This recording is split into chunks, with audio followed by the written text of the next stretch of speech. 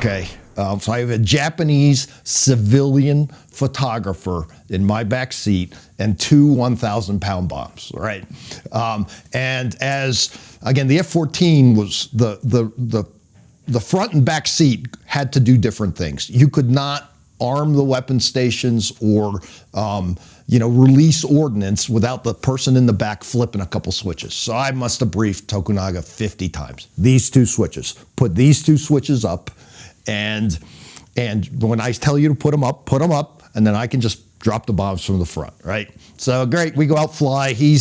All he wants to do is take pictures, right? He's a professional photographer. So he's sitting, anyway, so we go to this little bombing range, this little island in the middle of nowhere off of Japan, and lead, I'm the wingman. The lead rolls in, drops his bombs, no problem. I tell Tokunaga what to do. We roll in, I pickle, only one bomb comes off.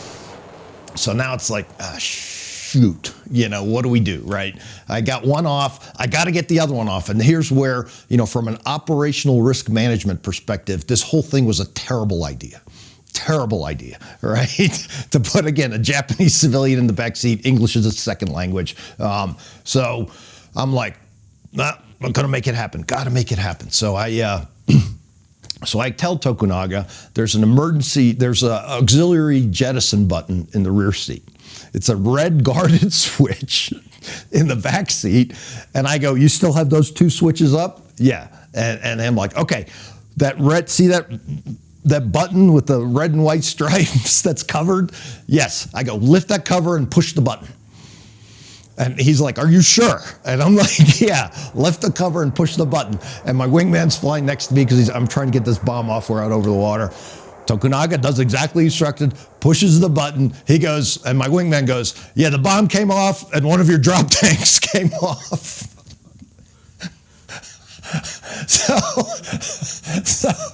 And it's like, oh no, I just had my whole career flash before my eyes. So now, we got to call the tower, let them know we're coming. We lost a drop tank. Get back to the ship. I'm like, okay, this is going to be bad, right? I messed up. This is going to be bad. Turns out that the whole idea of putting Tokunaga in my back seat was the idea of the admiral, our battle group commander, had asked that he fly with us. It was a personal favor to some Japanese minister or something, or Japanese admiral. So anyway, this is all going to get covered up, right? The whole thing's just never happened.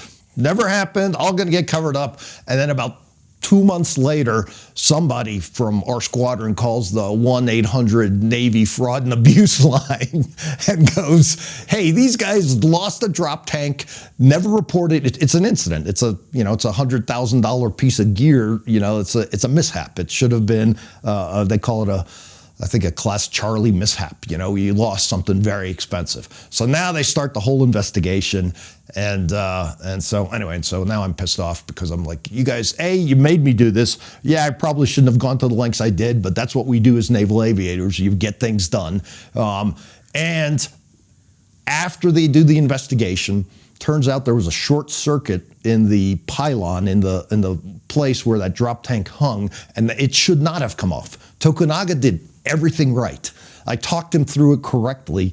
There was just a short circuit, and that's why it just blew. It just blew. The drop tank comes off, and I did get a nice book from Tokunaga. So that's my story.